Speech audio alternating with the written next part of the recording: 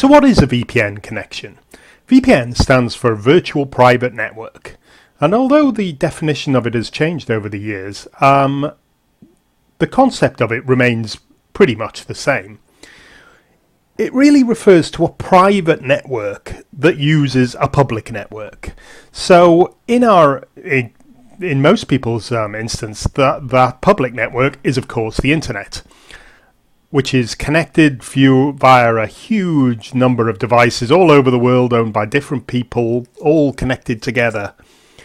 And this basic infrastructure is what makes us able to access websites halfway across the world with a simple internet connection. Now, a VPN is a private network running within that network. So I think the best way to explain it is here in this diagram. Now, when you've got a normal internet access, you're basically just using the public network of the internet. Okay, your PC is here. It connects through to your ISP, which is basically your gateway to the internet. At this point here, your ISP you trust quite a lot because it basically has a list of everything you do online. All your activity goes through the ISP. So the ISP can see what websites you visit, what pictures you view, what films, what movies, what files you download, and what messages you send. Everything goes through your ISP. The vast majority of it is in clear text, so it's completely visible. The websites you visit can also see your location. They can see your IP address. They can see who you are. They can keep track on you. Most of them do it purely for marketing reasons, to track your sort of preferences, what you click on, what you appear to like. And that's basically the public network that is the internet. There's little privacy there. It wasn't designed that way. But of course, in certain situations, you need a bit more privacy, and VPNs were originally mainly used by companies. So people traveling needed to access their home network. They use the internet, but they use a VPN, a little tunnel through the internet that was completely secure. And that phrase, tunnel, is what you should remember with a VPN, because it's a small private network that nobody else is using. Okay? You're not sharing your data, you're not sharing your connection with anybody. So we can just see here, here's your PC here, and we've tried to illustrate that by using the red arrow. This is your VPN tunnel. You create this tunnel between you and a VPN server. Everything along that tunnel is encrypted and protected, okay? So although it's using the internet to travel through, nobody else can see it. Even your ISP, you're connecting through your ISP, but all they see is encrypted data, okay? They can see the IP address of the VPN server you're connecting to, and that's it. They can't see what you're doing. They can't see the websites you're visiting. They can't see the files, the movies, and everything you're downloading. Nothing, okay? They just see data. They could measure the amount of data, but that's pretty much about it. As for the websites you're visiting, your IP address is hidden here. In this situation, they could see it visible. But in this situation, all they can see is the IP address of the VPN server. They get no information about your PC at all. In fact, if it's configured well, and there are big differences in how VPN servers are configured, they won't see any information. They won't even be able to tell what browser you're using or what information, anything about the PC you're using.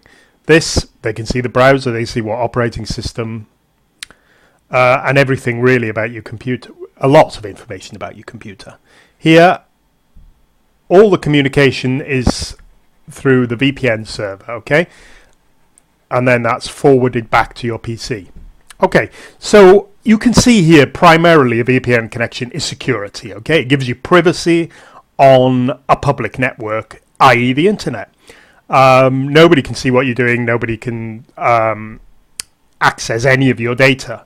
It makes it great for using especially unsecured networks like cafes in Wi-Fi points in airports, hotels, stuff like that. If you fire up your VPN, you're protected at that point. If you're not, you've got to trust whoever's running that network and that gateway to the internet.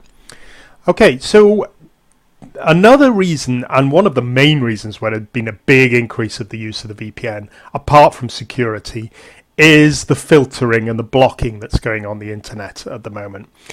What I can do is demonstrate this here. Let me just show you. Many websites now block access to their content based on your location. So going back to that original picture, they look up your IP address and decide what you can see or what you can't see. Okay. However, if you use a VPN, you're not restricted to your physical location. You can use a virtual location. Excuse me.